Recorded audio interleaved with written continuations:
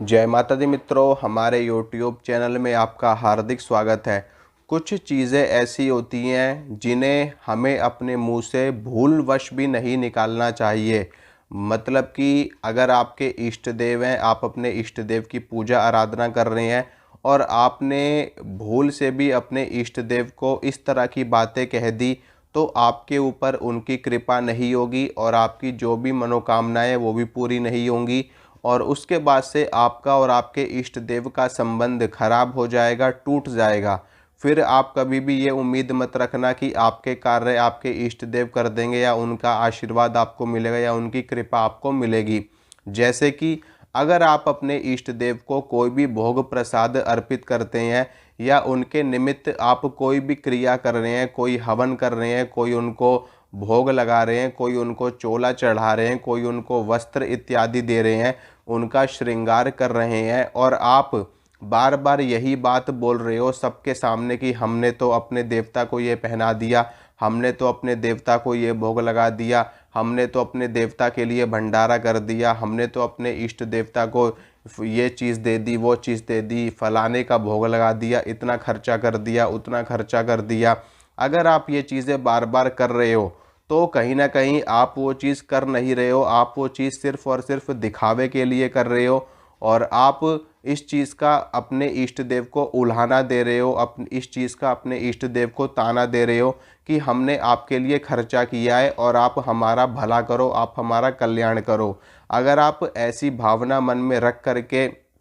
अपने इष्ट देव की सेवा कर रहे हैं तो आपके इष्ट देव की कृपा कभी भी आपको नहीं प्राप्त होगी। चाहे जितनी भी साधना कर लेना, चाहे जितने भी मंत्रों का जप कर लेना, चाहे कुछ भी कर लेना, आप अगर आप ये चीज़ नहीं बंद करते, अगर आप कहते हो तो आज से और अभी से अपनी गलतियों के लिए क्षमा मांगिए अपने इष्ट देव से और आगे भविष्य में कभी भी आपको ऐसी गलती नहीं करनी। आपने जो कुछ भी उनके लिए किया है उस चीज़ को पूरी तरीके से गुप्त रखिए। किसी एक सिंगल व्यक्ति को भी आपको अपनी चीज़ें नहीं बतानी कि आप अपने भगवान के लिए क्या कर रहे हो। अगर आप अपने सीक्रेट्स रिवील कर दोगे तो निश्चित रूप से उनकी कृपा मिलनी आपको बंद हो जाएगी। इन चीज़ों को सदा सर्वदा गुप्त रखा जाता है कि हमने अपने इष्ट देव को क्या भोग दिया, हमने अपने इष्ट देव का श्रृंगार किस प्रकार से किया। हाँ, कोई जिज्ञासावश अगर आपसे पूछ रहा है, ठीक है, अगर कोई जिज्ञासावश आपसे पूछ रहा है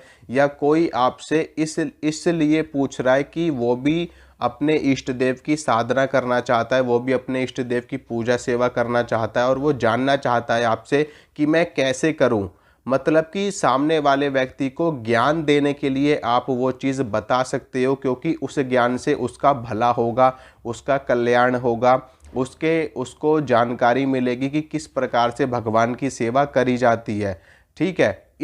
उस केस में, उस चीज़ में आप अपनी चीज़ों को बता सकते हो कि आप माँ दुर्गा को ये वाला भोग दीजिए, इससे माता प्रसन्न होती है। आप माँ दुर्गा का इस मंत्र का जप करिए, इससे माता प्रसन्न होती, जिस प्रकार से मैं आपको जानकारी देता हूँ। ठीक है,